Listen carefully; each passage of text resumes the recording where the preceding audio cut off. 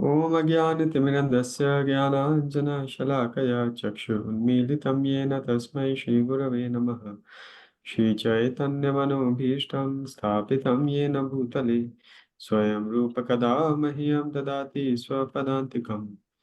वन्देऽहं श्रीगुरो श्रीयुतापदकमलं श्रीगुरून् वैष्णवांश्च श्रीरूपं साग्रजातं सहगण रघुनाथान्वितं तं सजीवम् साद्वैतं सावधूतं परिजनासहितं कृष्णचैतन्यदेवं श्रीराधाकृष्णपादान् सहगणललिता श्रीविशाखान्वितांश्च नमो विष्णुपादाय कृष्णपृष्ठाय भूतले श्रीमते भक्तिवेदान्तस्वामिनिति नामिने नमस्ते सारस्वते देवे गौरवाणी प्रचारिणे निर्विशेष शून्यवादी पाश्चात्यदेशतारिणे नमो महावदन्याय कृष्ण प्रेम प्रदायते कृष्णाय कृष्ण चैतन्य नामिने गौरतिषे नमः।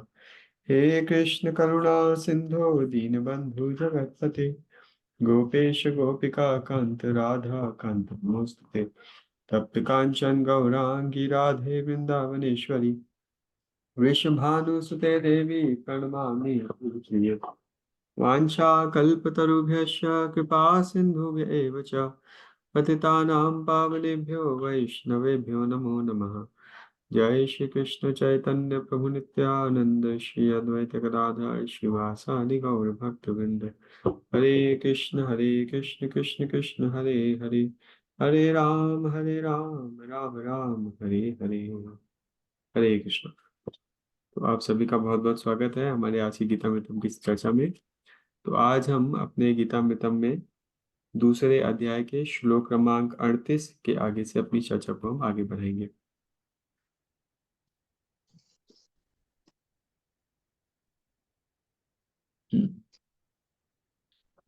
तो देखिए, हमने अपने पिछले सत्र में देखा था कि कैसे भगवान अर्जुन को युद्ध करने के लिए प्रेरित कर रहे हैं, अपने कर्तव्य को स्वधर्म को पालन करने के लिए प्रेरित कर रहे हैं। तो भगवान अर्जुन से कहते हैं कि हे अर्जुन, तुम क्षत्रिय हो, अगर अपने क्षत्रिय धर्म के अनुसार युद्ध नहीं करोगे तो तुम्हें पाप लगेगा। तो हमने बताया था कि अपितु हम सब जीवात्माएं हैं, लेकिन इस संसार में हम किसी न किसी बद्धावस्था में हैं, और इस संसार में हम जिस भी अवस्था में हैं उसके अनुसार हमारे कुछ धर्म हैं, हमारे कुछ दायित्व हैं। तो हमें अपने उस धर्म और दायित्व का पालन करना पड़ता है।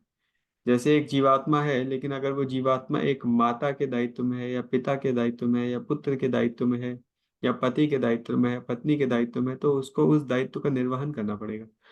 कोई माता ये नहीं कह सकती कि नहीं, मैं अपने पुत्र का ध्यान नहीं रखूं, क्यों? क्योंकि मैं भी जीवात्मा, ये भी जीवात्मा। नहीं, अपितु आप दोनों जीवात्मा हैं, आप दोनों का कोई शाश्वत संबंध नहीं है।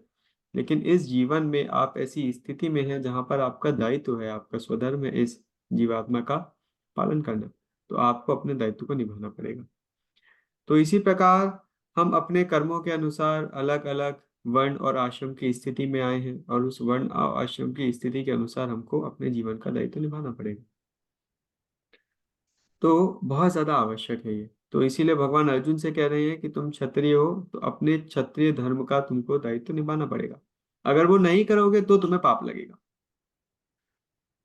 जैसे प्राय बहुत सारे लोगों में हम देखते हैं कि उनको लगता है कि आध्यात्मिक जीवन का मतलब हम अपनी भौतिक जिम्मेदारियों से छुटकारा पा सकते हैं। लोग भौतिक जीवन में थोड़ा त्रस्त हो जाते हैं, परेशान हो जाते हैं, कभी घर पे झगड़ा हो जाता है तो छोड़ छाड़ के कहते हैं हम मंदिर भाग जाएंगे। तो लोगों को लगता है कि आध्यात्मिक जीवन का मतलब भौतिक जीवन से की जिम्मेदारियों से हम भाग सकते हैं। नहीं, ऐसा नहीं है। आध्यात्मिक जीवन हमारे भौतिक जिम्मेदारियों से पलायन करने का माध्यम नहीं है। आध्यात्मिक जीवन आध्यात्मिक जिम्मेदारियां लेने का माध्यम है। तो ये समझना बहुत ज्यादा आवश्यक है। तो इसीलिए अपना जो स्वधर्म है उसका हमको पालन करना जरूरी है। भगवान कह रहे हैं नहीं करोगे तो पाप लगेगा। अगर तुम युद्ध करोगे तो स्वर्ग प्राप्त करोगे, अगर मारे गए तो, अगर जीत गए तो राज्य प्राप्त करोगे, दोनों ही साधनों में सुखी रहोगे।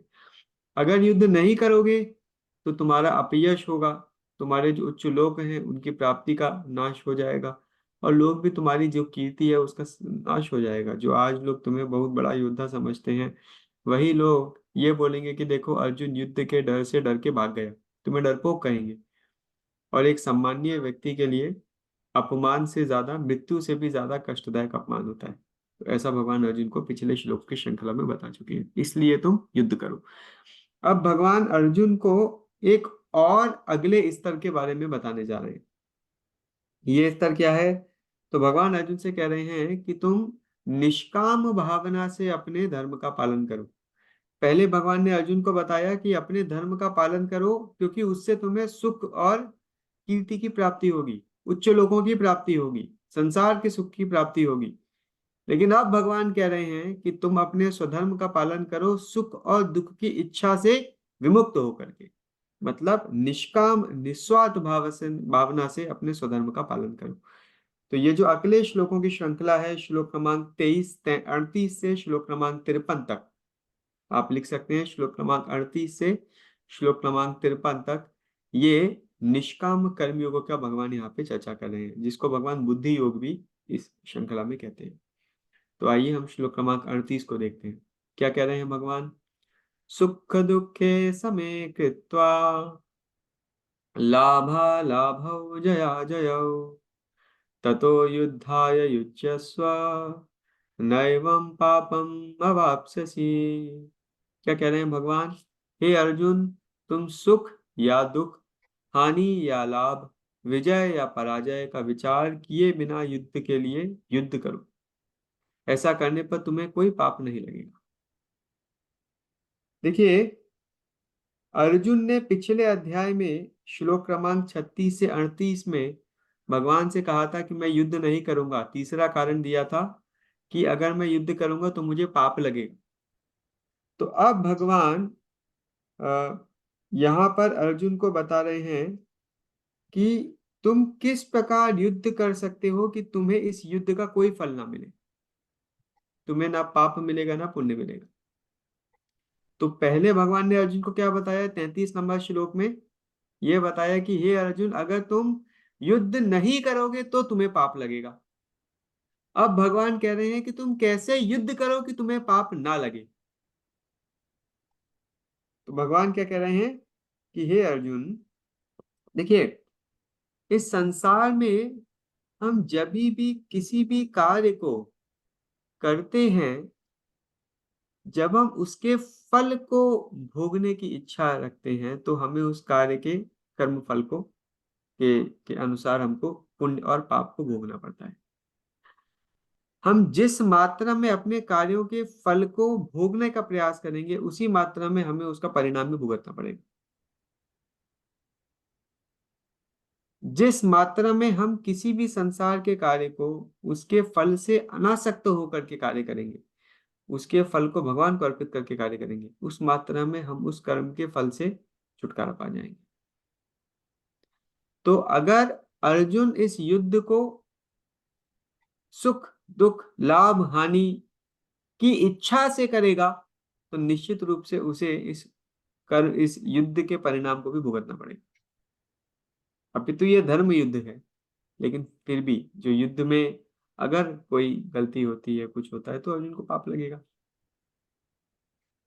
लेकिन अगर अर्जुन इस युद्ध को केवल कर्तव्य भावना से करता है, निष्काम भावना से करता है, इस युद्ध के फल को भोगने की इच्छा से रहित होकर करता है, तो उसको इस युद्ध से पाप नहीं लगेगा। ये भगवान यहाँ पर अर्जुन को संक्षेप में बता रहे हैं। लेकिन वो कब हो सकता है? वो तब हो सकता है जब हम ज्ञान के स्तर पर स्थित हैं। तो क्या कह रहे हैं भगवान कि हे अर्जुन, सुख दुखे समे कृत्वा, कि सुख और दुख में समान भाव से स्थित होकर, लाभा लाभ जया जय, जय पराजय लाभ हानि इस भावना से मुक्त होकर, ततो युद्धाय युज्यस्व, सिर्फ युद्ध करने की भावना से प्रेरित होकर, नैवम पापम अवाप्स्यसि, तुम युद्ध भी कर सकते हो और इस युद्ध से तुम्हें कोई पाप भी नहीं लगेगा। Like that. अगले श्लोक में भगवान क्या कहते हैं? 39 नंबर श्लोक में, एषा ते अभिहिता सांख्ये बुद्धिर्योगे त्विमां शृणु बुद्ध्या युक्तो यया पार्थ कर्म बंधम प्रहास्यसि। क्या कह रहे हैं यहाँ मैंने वैश्लेषिक अध्ययन या सांख्य द्वारा ज्ञान का वर्णन किया है। अब निष्काम भाव से कर्म करना बता रहा हूँ, उसे सुनो। हे प्रथापुत्र, तुम यदि ऐसे ज्ञान से कर्म करोगे तो तुम कर्मों के बंधन से अपने को मुक्त कर सकते हो। तो भगवान कह रहे हैं कि अभी तक जो मैंने तुम्हें ज्ञान दिया था वो सांख्य योग के आधार पर था, आत्मा और शरीर के अंतर के आधार पर था। लेकिन अब मैं तुम्हें जो ज्ञान देने जा रहा हूँ वो निष्काम कर्म योग के आधार पर मैं तुमको देने जा रहा हूँ। तो तुम इस ज्ञान से कर्म भी कर सकते हो और उस कर्म के बंधन से मुक्त भी हो सकते हो। तो मैं अब तुम्हें वो कला सिखाने जा रहा हूँ कि सांप भी मरेगा और लाठी भी नहीं टूटेगी। कर्म भी कर सकते हो लेकिन उस कर्म के दुष्प्रभाव से भी तुम मुक्त रहोगे, रहित रहोगे। क्या कहते हैं भगवान आगे? नेहा विक्रम नाशोस्ति प्रत्यवायो न विद्यते स्वल्पम अप्यस्य धर्मस्य त्रायते महतो भयात्। ये बहुत महत्वपूर्ण श्लोक है। क्या कह रहे हैं? इस प्रयास में ना तो हानि होती है ना ही ह्रास, अपितु इस पथ पर की गई अल्प प्रगति भी महान भय को से रक्षा कर सकती है। कौन सा मार्ग है ये? देखिए, जब हम भौतिक चेतना से प्रेरित होकर कोई कार्य करते हैं तो हमें उसके परिणाम भुगतने पड़ते हैं। लेकिन जब हम आध्यात्मिक चेतना से प्रेरित होकर कोई कार्य करते हैं, जब हम आध्यात्मिक कार्य करते हैं, तो उस आध्यात्मिक कार्यों के परिणाम आध्यात्मिक होते हैं, जो कि शाश्वत होते हैं। देखिए, जैसे कोई व्यक्ति है इस संसार में, वह व्यक्ति इस संसार में कितना भी बड़ा ही क्यों ना बन जाए। कोई व्यक्ति है जो इस संसार में पीएचडी कर ले, लेकिन जब अगले जन्म में पैदा होगा तो उसको वापस से ABCDE बाबा बाबा ब्लैक शिप याद करना पड़ेगा। वो ये नहीं कह सकता मैं पिछले जन्म में पीएचडी था, तुमको मालूम नहीं है क्या? पीएचडी थे तो भी तुमको वही करना पड़ेगा। कोई व्यक्ति इस संसार में बहुत बड़े कपड़े के बिजनेस का मालिक भी हो, लेकिन उसे अगले जन्म में नंगा ही पैदा होना पड़ेगा। वो ये नहीं कह सकता अरे मैंने सारी दुनिया को पिछले जन्म में कोट पैंट पहनाया, मुझे एक लंगोट तो मिलनी चाहिए जन्म के समय। नहीं नहीं बाबा, कुछ नहीं मिलता है। कोई व्यक्ति इस संसार में राजा ही क्यों ना हो, लेकिन जब अगले जन्म में आएगा तो वो राजा बन करके नहीं आएगा। अगले जन्म में आएगा तो एक छोटा बालक ही बन करके आएगा। कोई व्यक्ति इस संसार में बहुत बड़ा डॉक्टर भी क्यों ना हो, लेकिन अगले जन्म में वो आएगा तो उसी ऑपरेशन थिएटर में उसका ऑपरेशन होते हुए आएगा। कहने का तात्पर्य ये है कि कोई भी व्यक्ति इस संसार में कुछ भी हो सकता है, इस जन्म में कुछ भी हो सकता है भौतिक रूप से, लेकिन वो सारी भौतिक उपलब्धियां मृत्यु के साथ में समाप्त हो जाती है। तो जो भौतिक लाभ है, जो भौतिक उपलब्धियां हैं, वो केवल इस जीवन की परिधि तक ही सीमित है। जिस दिन ये शरीर जाएगा, हो सकता है शरीर जाने के पहले ही वो सब खत्म हो जाए। शरीर के साथ तो निश्चित रूप से खत्म हो जाएगा। लेकिन जो आध्यात्मिक जीवन है वो बिल्कुल इसका विपरीत है। आध्यात्मिक जीवन में हम जो भी प्रगति करते हैं वह प्रगति शाश्वत होती है। ये आध्यात्मिक जीवन की विशेषता है। हमारी आध्यात्मिक जीवन इस जन्म के बाद भी अगले जन्म तक कंटिन्यू करेगी। जैसे आप में से कितने लोग हैं जिनको बचपन से ही पूजा पाठ के प्रति कुछ आकर्षण रहा है, भगवान के प्रति कुछ आकर्षण रहा है, भगवान के प्रति कुछ श्रद्धा पूजा भक्ति का भाव रहा है। ऐसे बहुत सारे लोग हैं जिनको बचपन से भगवान से बिल्कुल घृणा होती है, कोई इंटरेस्ट नहीं है भगवान में। और ऐसे जैसे हम लोग कभी कभी गीता का वितरण करते हैं तो बहुत सारे लोग हैं जो गीता को ढूंढते ढूंढते आते हैं कि हमको गीता चाहिए, गीता पढ़ना है, समझना है। और बहुत सारे ऐसे लोग हैं जिनको कितना भी समझाओ पढ़ाओ उनको गीता में इंटरेस्ट नहीं आता है। बहुत सारे लोग हैं जो कभी हमारे भक्त लोग संकीर्तन करते हैं तो भक्तों के साथ संकीर्तन में आके भाग लेते हैं। बहुत सारे ऐसे लोग हैं जिनको कितना भी समझाओ उनको भगवान का नाम ही नहीं ले पाते। बहुत सारे ऐसे लोग हैं जो कि भगवान को ढूंढ रहे हैं अपने जीवन में। बचपन से ही उनकी सद्भावना है, आध्यात्मिक चेतना है। बहुत सारे ऐसे लोग हैं जिनको कितना भी सिखाओ समझाओ पढ़ाओ कोई फर्क नहीं पड़ता है। ये क्यों? ये हमारे पूर्व जन्म के आध्यात्मिक कृत्यों के आधार पर। तो हम जो भी आध्यात्मिक प्रगति करते हैं वह आध्यात्मिक प्रगति हमारे जीवन के बाद भी हमारे साथ में जाती है और अगले जन्म में हमें संस्कार देती है।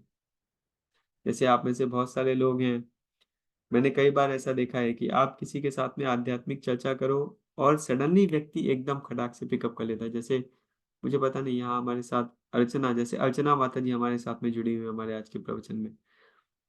तो मैंने माता जी के जीवन में देखा बहुत ही सुंदर तरीके से माता जी कार्यक्रम में आना चालू हुई और एकाएक उनको इतना ज्यादा उत्साह आ गया, इतना ज्यादा श्रद्धा आ गई कि अपने आप उन्होंने 16 माला जप करना चालू कर दिया, एकादशी का व्रत रखना चालू कर दिया, प्याज लहसुन छोड़ दिया, घर में भोग लगा के ठाकुर जी को भोग लगाना चालू कर दिया, सारे परिवार को भोग खिलाना चालू कर दिया, परिवार वाले जप करना चालू कर दिए। सब एक के बाद एक होता चला गया, जैसे सब कुछ कवर्ड अप होगा, बस थोड़ा सा आपने उसका कवरिंग हटाया तो सब एकाएक ऐसा उभर करके आ गया। ऐसा क्यों? जैसे हमारे साथ सिद्धार्थ प्रभु भी जुड़े हुए हैं, सिद्धार्थ प्रभु भी ऐसे ही है। सिद्धार्थ प्रभु से एक हमारी मुलाकात हुई और उस एक मुलाकात के बाद इन्होंने 16 माला जप करना चालू कर दिया। अपने आप अकेले रह रहे हैं, कोई भक्तों का संग नहीं है। पहले ऐसे स्थान में रह रहे थे जहां तो बिल्कुल भी कोई भक्तों का संग नहीं था, लेकिन फिर भी अकेले रहते थे, 16 माला का जप करते थे। एक आध्यात्मिक जीवन में अलग ही इनको रुचि है। ऐसे बहुत सारे लोग हैं, मैं तो आपको कुछ उदाहरण दिया, ऐसे बहुत सारे उदाहरण हैं जहां पर निश्चित रूप से पूर्व जन्म के जो हमने आध्यात्मिक कृत्य करे हैं, वो आध्यात्मिक कृत्य के संस्कार हमारे इस जीवन में भी आ रहे हैं, और उसके कारण हमको आध्यात्मिक जीवन में रुचि है। जैसे हम यही भगवत गीता की चर्चा सबके साथ में कर रहे हैं, लेकिन आप में से प्रत्येक व्यक्ति की समझ और साक्षात्कार का स्तर अलग अलग होगा। क्यों अलग अलग होगा? वो हमारे हमने पहले कितना होमवर्क कर रखा है इस जन्म में या पिछले जन्मों में, उसके आधार पे हम उसी के आगे समझ पाएंगे। तो ये जो आध्यात्मिक जीवन में हम कर्म कर रहे हैं, ये जो हम आध्यात्मिक उन्नति कर रहे हैं, ये शाश्वत है। ये जीवन के साथ भी है और जीवन के बाद भी है। ये असली जीवन बीमा है। हमारा धन जीवन के ना तो साथ रहता है ना तो बाद रहता है। जीवन के साथ ही भी रहेगा तो ऐसा नहीं है समस्या हल कर देगा, जीवन के बाद तो वैसे भी नहीं रहने वाला। हमारा पद है, प्रतिष्ठा है, मान है, सम्मान है, कुछ हमारे साथ नहीं जाने वाला। लेकिन ये जो हम आध्यात्मिक उन्नति कर रहे हैं, ये जो भगवत भक्ति में हम प्रगति कर रहे हैं, ये हमारे जीवन के बाद भी हमारे अगले जीवन में हमको सहायता करेगी। तो ये बहुत ज्यादा महत्वपूर्ण है। तो भगवान क्या कह रहे हैं? नेहा विक्रम नाशोस्ति। कोई अगर आध्यात्मिक जीवन में थोड़ी सी भी प्रगति कर लेता है, थोड़ी सी भी अगर प्रगति कर लेगा, तो वो जो थोड़ी सी भी प्रगति है, वो पहली बात तो शाश्वत है, ये इटर्नल बैंक अकाउंट है। आपका स्विस बैंक में भी अगर बैंक अकाउंट होगा तो के पश्चात हो जाएगा, आपका खाता सीज हो जाएगा। लेकिन ये जो आध्यात्मिक जीवन का बैंक अकाउंट है, ये इटर्नल बैंक अकाउंट है। आप किसी भी लोक में, किसी भी जीवन में, किसी भी योनि में जाएंगे, आप इसको एक्सेस कर पाएंगे, लाइक दैट। तो जो हम अपना आध्यात्मिक बैंक अकाउंट में डिपॉजिट कर रहे हैं, भगवत चर्चा के माध्यम से, भगवत नाम के जप के माध्यम से, भगवत भक्ति के माध्यम से, ये हमारे जन्म जन्मांतर तक हमको सहायता करेगा। इसमें थोड़ी सी भी प्रगति करेंगे तो वो शाश्वत प्रगति है। अगर किसी ने इस जीवन में 5% आध्यात्मिक प्रगति करी है, तो अगले जीवन में 6% से आरंभ करेगा। वो 5% नाश नहीं होती है, नाशो अस्ति, इसका आध्यात्मिक प्रगति का नाश नहीं होता है। हरे कृष्णा, आ जाइए। आध्यात्मिक प्रगति का नाश नहीं होता है इस प्रकार। आ जाइए, थोड़ा 5 मिनट बैठिए, मैं चर्चा कर रहा हूँ, 5 मिनट आ जाइए, बैठ जाइए। तो आध्यात्मिक प्रगति का कभी भी नाश नहीं होता, यह आध्यात्मिक प्रगति का लक्षण है। और थोड़ा सा भी आध्यात्मिक जीवन में किया हुआ कर्म हमको बड़े से बड़े भय से रक्षा कर सकता है। स्वल्पम अप्यस्य धर्मस्य त्रायते महतो भयात। महतो भयात, कोई महत भय भी, बहुत बड़ा भी भय होगा तो उससे भी हमारी रक्षा हो सकती है, अगर हमने थोड़ा सा भी आध्यात्मिक जीवन में प्रगति कर रहे हैं। कैसे? देखिए, संसार का सबसे बड़ा भय क्या है? सबसे बड़ा भय है मृत्यु। मृत्यु के भय का सबसे बड़ी दिक्कत क्या है मृत्यु में? क्योंकि हमको पता नहीं अगले जीवन में कहाँ जाएंगे, कुत्ता बनेंगे, बिल्ली बनेंगे, नरक जाएंगे, कहाँ जाएंगे, कोई भरोसा नहीं। लेकिन अगर किसी ने थोड़ी सी भी आध्यात्मिक प्रगति करी है, अगर किसी ने भगवान नाम का जप करना चालू कर दिया, तो निश्चित रूप से वो पशु योनि में तो नहीं जाएगा, निश्चित रूप से नरक में यमदूतों का तो दर्शन नहीं पाएगा, उसका यमदूतों के साथ में सारे मीटिंग कैंसिल कर दिए गए। आपने जैसे ही साइन इन करा, हरे कृष्णा माला आपने ली और जब करना चालू करा, तो जितना आपका यमदूतों के साथ में अपॉइंटमेंट था, जो सब प्लान्ड था निश्चित रूप से, वो सारे अपॉइंटमेंट भगवान ने कैंसिल कर दिए।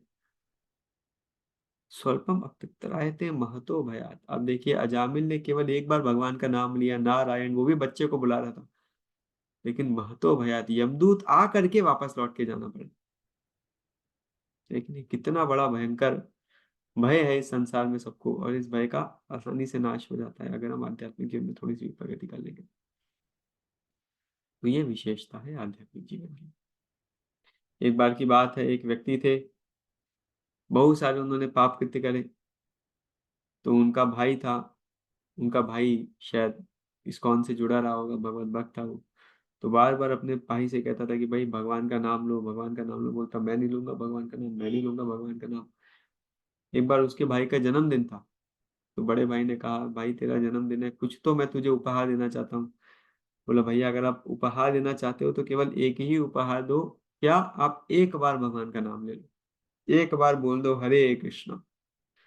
बोला यार ये तो गजब जिद्दी आदमी है, ठीक है भाई तेरी प्रसन्नता के लिए हरे कृष्णा, खुश, अब दोबारा नहीं बोलूंगा। हो गया। ऐसा नहीं है हर जन्मदिन पे यही उपहार मांगना है, हो गया अभी डन। ठीक है चलो थैंक यू, एक बार हरे कृष्णा बोल दिया इसने, भाई पूरा जीवन निकल गया। जीवन के बाद इसकी मृत्यु हुई, मृत्यु के बाद यमराज के पास में गए, यमराज ने इसका खाता खोला, बोला अरे तुमने तो बड़े कांड करे हैं भैया, तुम्हारा तो हर नरक में अपॉइंटमेंट फिक्स हो चुका है ऑलरेडी। लेकिन अरे रुको रुको रुको, तुमने एक एक अच्छी चीज भी करी है। क्या है? बोला कि तुमने एक बार भगवान का नाम लिया। तो इसको याद आ गया, बोला अरे हाँ मेरे भाई ने बोला था एक बार भगवान का नाम लोगे कभी यमलोक जाना तो यमराज को पूछना कि एक बार भगवान के नाम लेने का लाभ क्या होता है। तो उसने यमराज को पूछ लिया, देखिए यमराज जी मैंने एक बार हरे कृष्णा बोला है, मुझे बताइए मुझे इसका क्या फायदा मिलेगा। बोले ये तो बड़ा डिफिकल्ट क्वेश्चन है भैया। हाँ, मतलब एक बार भगवान का नाम लेने का क्या लाभ होता है, मेरे पास उत्तर नहीं है। हमको इंद्रदेव के पास में जाना पड़ेगा। यमराज इंद्रदेव के पास में लेकर के गए, इंद्रदेव से पूछा भाई इस व्यक्ति ने बहुत पाप करे हैं, पूरा इसका पोथी भरा पड़ा है, लेकिन एक बार भगवान का नाम लिया है अपने भगवत भक्त भाई के कहने पर, इसको क्या लाभ देना चाहिए। बड़ा कॉम्प्लिकेटेड क्वेश्चन है ये तो श्रीकांत नायकपुर ने क्विज में भी नहीं डाला ताकि हमको इसका उत्तर पता हो। क्या करना चाहिए? ब्रह्मा जी को पूछना पड़ेगा, ब्रह्मा जी के पास में गए, ब्रह्मा जी भी कंफ्यूज, बोले शंकर जी को पूछना पड़ेगा, शंकर जी के पास में गए, शंकर जी बोले मेरे पास भी उत्तर नहीं है, इसका उत्तर केवल एक ही व्यक्ति दे सकता है, वो कौन? वो है साक्षात नारायण। साक्षात प्रभु के पास में गए वैकुंठ धाम में, प्रभु को पूछा कि प्रभु इसने जीवन पर्यंत बहुत सारे पाप करे हैं, लेकिन एक बार इसने अपने भगवत भक्त भाई के कहने पर आपका नाम लिया, तो इसको क्या लाभ देना चाहिए। तो भगवान बोले इसका लाभ हानि सब मैं सेटल करूंगा, आप लोग इसको छोड़ के जाइए, वो मैं समझ लूंगा। तो बोले वो तो ठीक है हम छोड़ के चले जाएंगे, लेकिन इसको लाभ क्या मिलना चाहिए। तो बोले अरे क्या लाभ मिलना चाहिए मतलब क्या? नरक में नरक में इसका अपॉइंटमेंट फिक्स हो चुका था, यमदूतों के हाथ में था, यमराज के सामने खड़ा था, और नरक से वैकुंठ लोक आ गया, मेरे समक्ष खड़ा हुआ है, सारे भगवान के उत्तम भक्त इसके साथ में, और क्या लाभ मिलेगा, यही तो पूर्ण लाभ है। अब आप इसको छोड़ो और जाओ, ये अभी मेरे नाम का वासी हो गया। बोला ये तो बड़ा खतरनाक है, एक बार भगवान नाम का इतना लाभ मिल जाता है, और ये सत्य है, ये पुराणों में वर्णन आता है, सत्य है। लेकिन इसने केवल भगवान का नाम नहीं लिया, भगवान का नाम भगवान के भक्तों के आदेश अनुसार लिया। इसका भाई भक्त था ना। तो पहली बात भगवान का नाम लिया, बड़ा विशेष। दूसरी बात वैष्णव की आदेश का पालन करा, तो वैष्णव सेवा भी करी कुछ हद तक, दोनों का लाभ बड़ा विशेष हो गया। तीसरी बात इसने पाप तो बहुत करे थे लेकिन कभी भक्तों के प्रति अपराध नहीं किया था, और भी ज्यादा लाभ हो गया। तो ये भगवान के एक नाम की महत्ता है।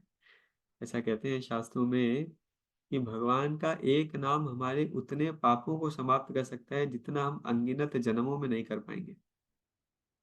एक बार भगवान का नाम अगर कोई पूर्ण श्रद्धा के साथ में बोले हरे कृष्णा, तो आपने अनगिनत जन्मों में जितने पाप करे थे उससे ज्यादा आपको लाभ मिल जाता है। ये आध्यात्मिक कार्यों की विशेषता है।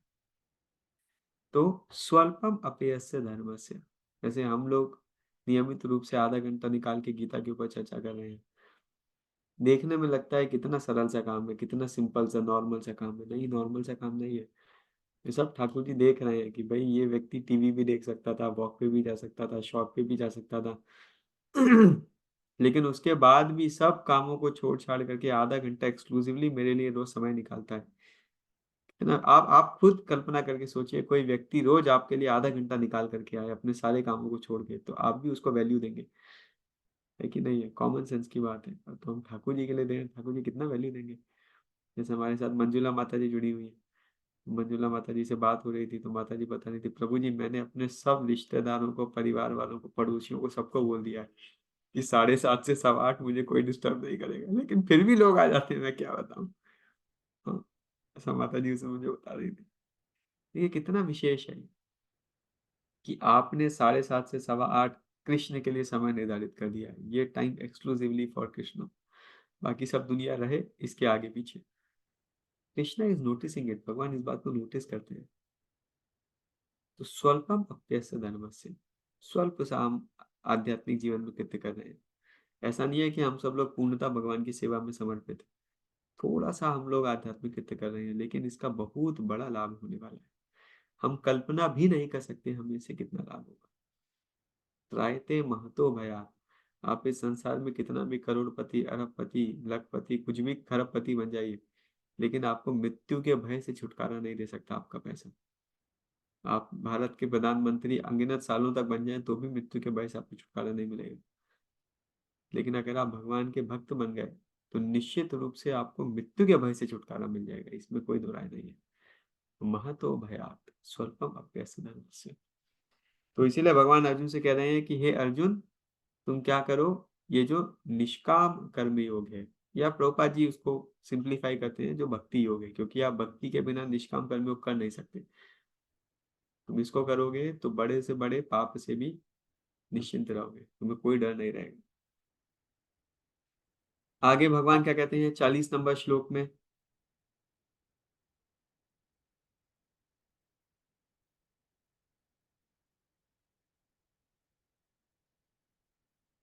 40 नंबर श्लोक, 41 नंबर श्लोक में क्या कह रहे हैं।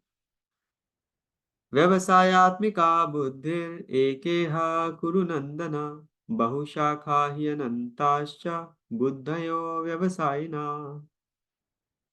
भगवान कह रहे हैं जो इस मार्ग पर चलते हैं वे प्रयोजन में दृढ़ रहते हैं और उनका लक्ष्य भी एक होता है। हे कुरुनंदन, जो दृढ़ प्रतिज्ञ नहीं है उनकी बुद्धि अनेक शाखाओं में विभक्त रहती है।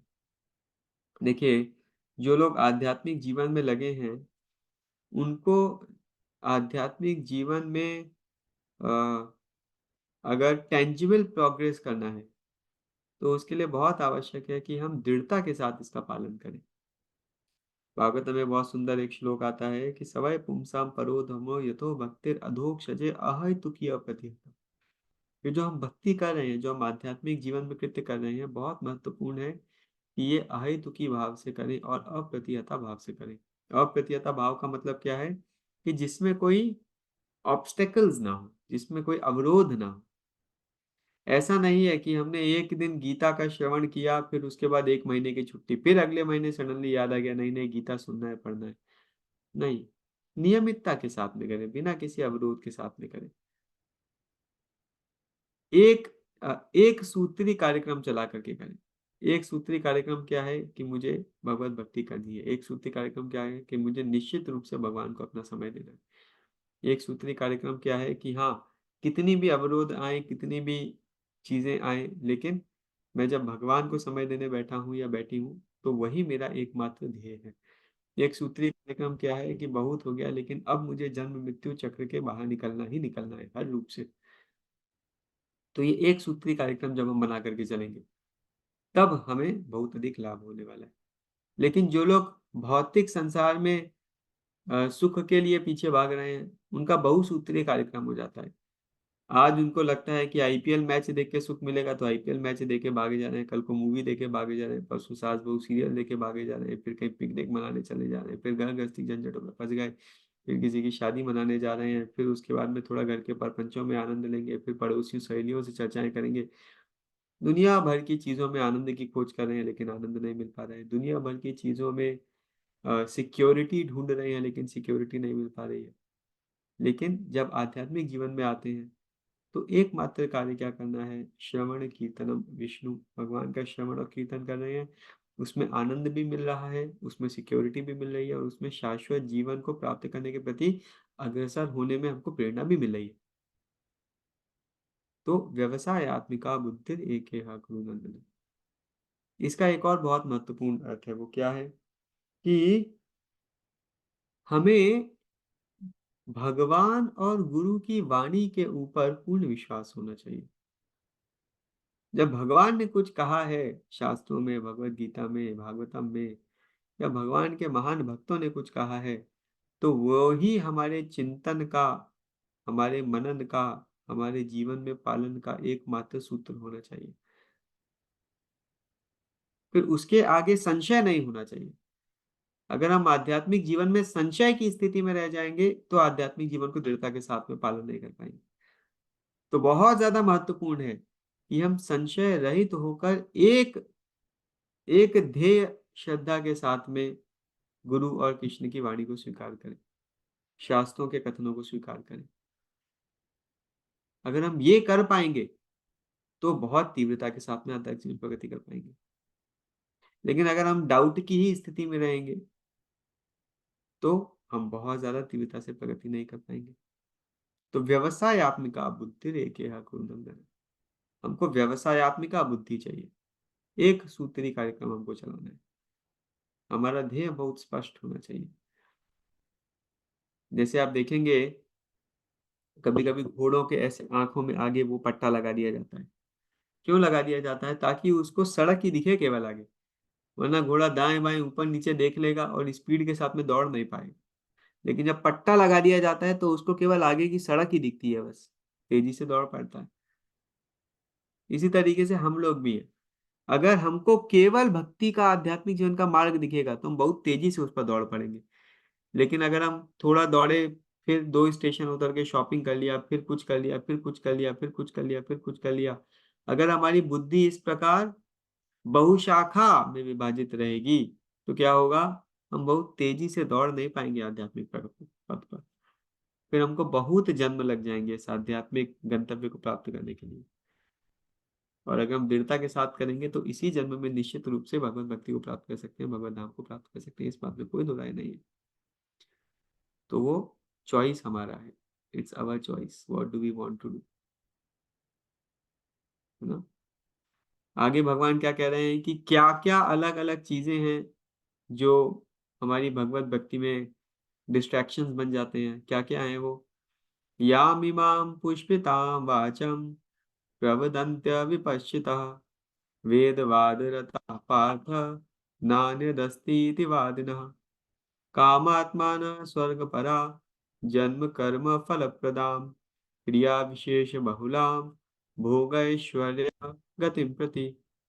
अल्पज्ञानी मनुष्य वेदों के उन अलंकारिक शब्दों के प्रति अत्यधिक आसक्त रहते हैं जो स्वर्ग की प्राप्ति, अच्छे जन्म, शक्ति इत्यादि के लिए विविध सकाम कर्म करने की संस्तुति करते हैं। इंद्रिय तृप्ति तथा ऐश्वर्यमय जीवन की अभिलाषा के कारण वे कहते हैं कि इससे बढ़कर और कुछ भी नहीं है।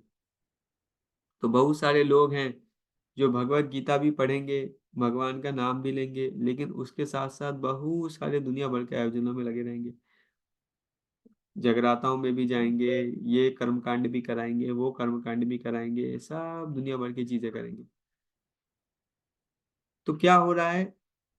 जो हमारी श्रद्धा है वो विभाजित हो रही है। हमारी जो श्रद्धा है बहुत सारी शाखाओं में फैलती चली जा रही है।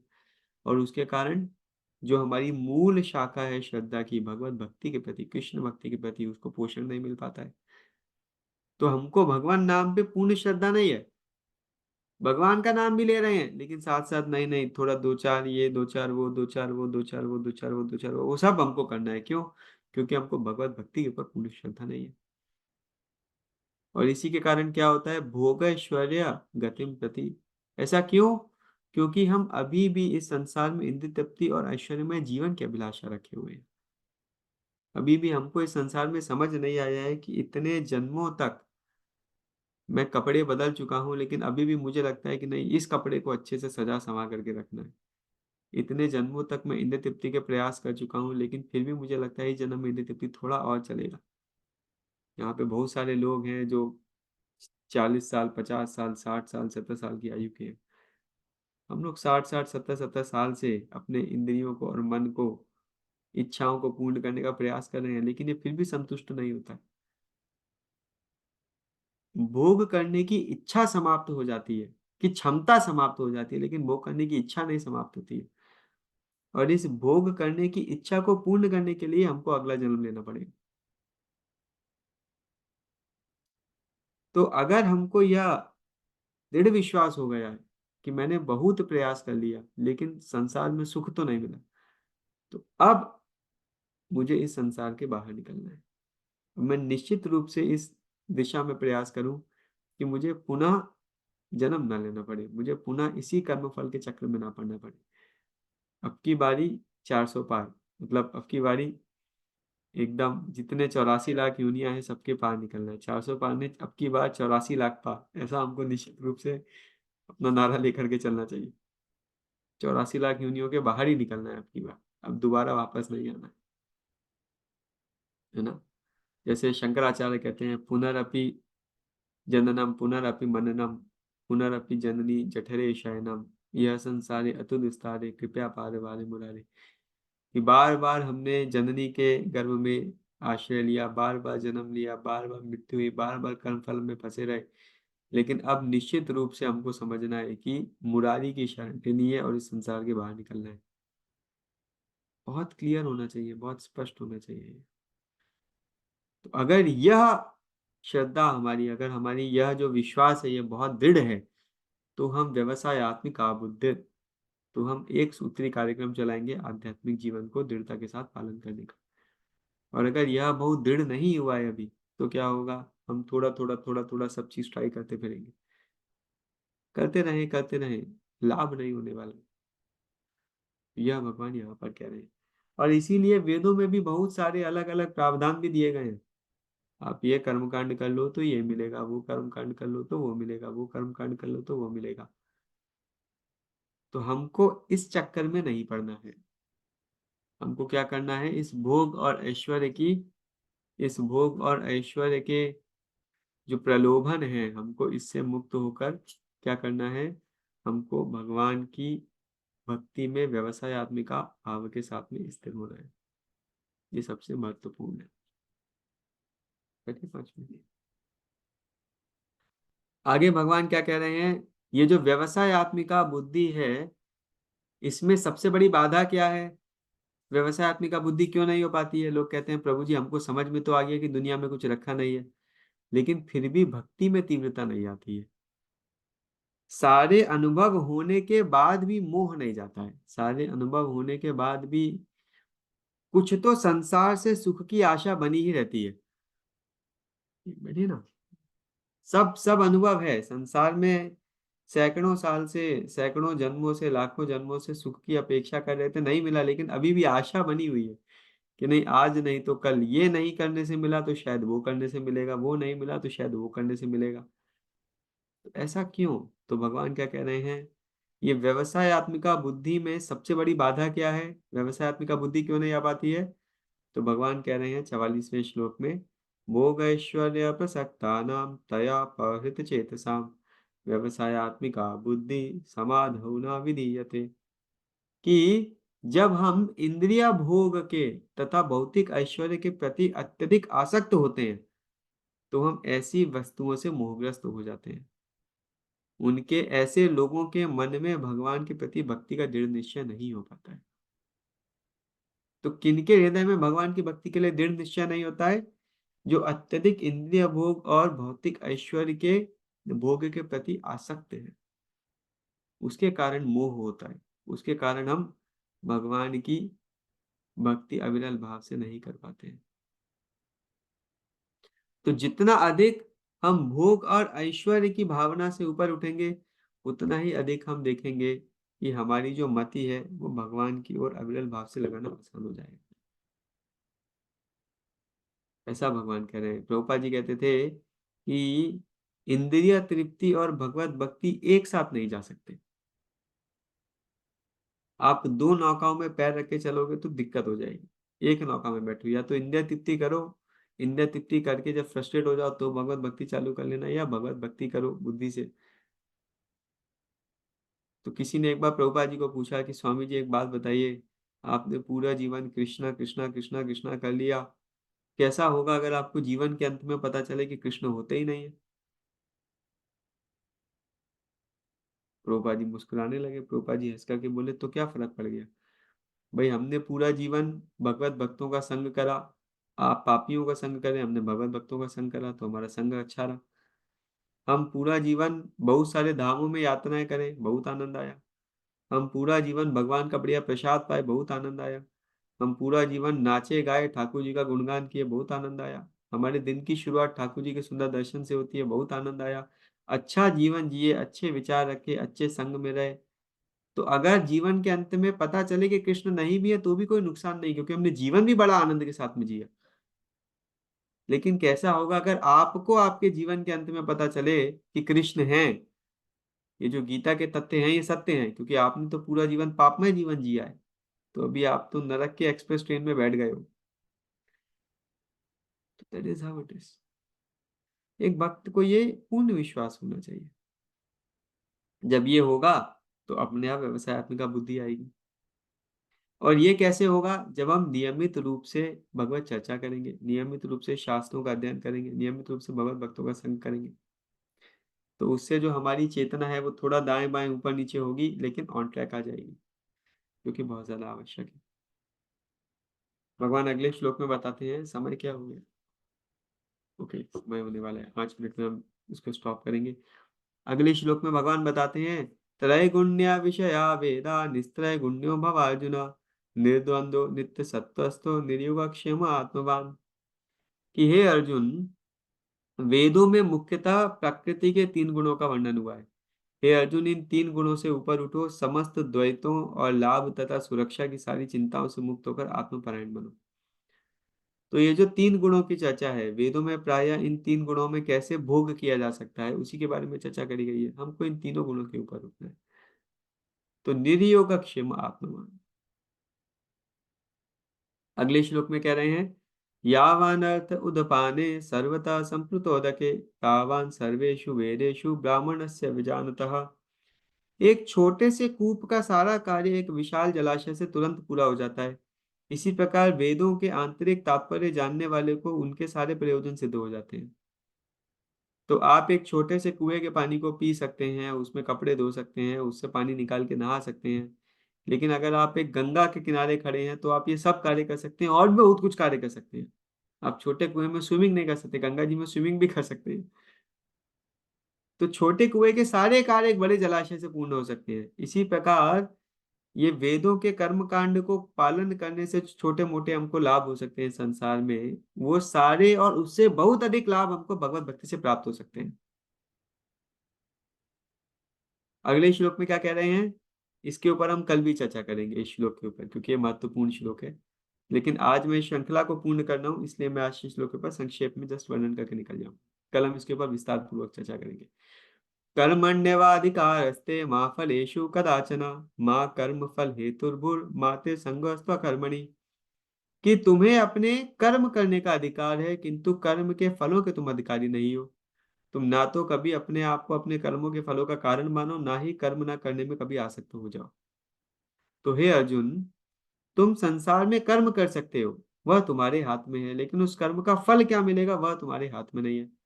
तो कोई व्यक्ति बोले, भाई जब कर्म का फल मुझे नहीं मिलेगा तो मैं कर्म ही क्यों करूं? किसी बच्चे को बोला जाए, बेटा कॉलेज में एडमिशन ले लो, अच्छे से पढ़ाई करो, लेकिन डिग्री मिलेगी कि नहीं मिलेगी इसकी कोई गारंटी नहीं है। कोई व्यक्ति जॉब में जाए, उसको बोले उसका बॉस कि बेटा मेहनत बहुत अच्छे से करो, अच्छे से काम करो, लेकिन सैलरी मिलेगी कि नहीं मिलेगी कोई गारंटी नहीं है। तो व्यक्ति बोलेगा, अरे मैं मूर्ख हूँ क्या भाई, जब मुझे मेरे कर्म का फल नहीं मिलेगा तो मैं कर्म ही क्यों करूं? तो भगवान कहना, नहीं, ये भावना भी नहीं रखना है। कर्म करो, फल मिलेगा, वो तुम्हारे हाथ में नहीं है, लेकिन कर्म ना करने की भावना से प्रेरित मत हो जाना। मतलब क्या? कि कर्म करो, फल की इच्छा से रहित होकर कर्तव्य की भावना से अपने कर्म को करो। तो कर्म करना है, लेकिन फल के भोग की इच्छा से कर्म नहीं करना है। कर्म करने की इच्छा से कर्म करना है, कर्तव्य की भावना से कर्म करना है। या थोड़ा एक और ऊपर स्तर में जाएंगे तो हमको भगवान को प्रसन्न करने की भावना से प्रेरित होकर कर्म करना है। तो इसीलिए मैंने कहा था कि निष्काम कर्मयोग भक्ति के पालन के बिना संभव ही नहीं है। क्योंकि भाई आप कर्म कब कर सकते हैं? जैसे मान लीजिए कोई व्यक्ति है, उसको बोला जाए कि भाई आप कोई कार्य करो और आपको उस कार्य का पैसा नहीं मिलेगा। तो वो कार्य क्यों करेगा? कुछ तो हेतु होना चाहिए। भाई कोई डॉक्टर है, डॉक्टर को बोला जाए आप इनका इलाज कर दो, लेकिन इलाज के पैसे नहीं मिलेंगे, तो वो किस स्थिति में करेगा? पहली स्थिति कि या तो उसको आगे जाके कुछ और बड़ा लाभ मिलने वाला है। दूसरी स्थिति कि वो कर्म कर रहा है क्योंकि भाई मैं डॉक्टर हूं तो मरीज की जान बचाना मेरा कर्म है, पैसा मिले ना मिले फर्क नहीं पड़ता, एटलीस्ट भाई मैं तो अपना कर्तव्य पालन करूं। या एक और स्थिति हो सकती है, हो सकता है जो मरीज हो वो उसका कोई बहुत प्रिय रिश्तेदार हो, तो वो प्रेम से आकर्षित होकर कर्म कर रहा है। या हो सकता है कि वो जो मरीज हो वो उसके किसी बहुत प्रियजन का कोई स्वजन हो, तो अपने प्रियजन को प्रसन्न करने के लिए कर्म कर सकता है कि नहीं है? लेकिन जब वो अपने कर्म की फल की इच्छा से कब मुक्त हो सकता है? जब उसको कर्म करने का एक उच्च कारण मिल जाए, है ना? तो भगवान यही यहाँ पर कह रहे हैं कि हे अर्जुन तुम कर्म करो, लेकिन इस इच्छा से मत करो कि उस कर्म के फल को भोगोगे। किस इच्छा से करो? या तो कर्तव्य की भावना से करो कि भाई तुम क्षत्रिय हो, तुम्हारा कर्म है क्षत्रिय धर्म का पालन करना, उस भावना से करो। या फिर उससे भी बेहतर क्या है कि तुम कर्म करो मुझे प्रसन्न करने के लिए। तो कर्म का फल क्या मिलेगा वो महत्वपूर्ण नहीं है, लेकिन तुम्हारे कर्म करने से मैं प्रसन्न हो जाऊंगा, इसलिए ये कर्म को करो। ये हमारे आगे की चर्चाओं में और क्लियर हो जाएगा। हम इस श्लोक के ऊपर कल और विस्तार से चर्चा करेंगे, क्योंकि ये श्लोक भगवत गीता का सबसे ज्यादा कोट किया जाने वाला और सबसे कम समझा जाने वाला श्लोक है। प्रायः हर व्यक्ति इसको गलत तरीके से समझता है। लोग कहते हैं गीता क्या सिखाती है? कर्म करो बस, कर्म करो बस, कर्म करो।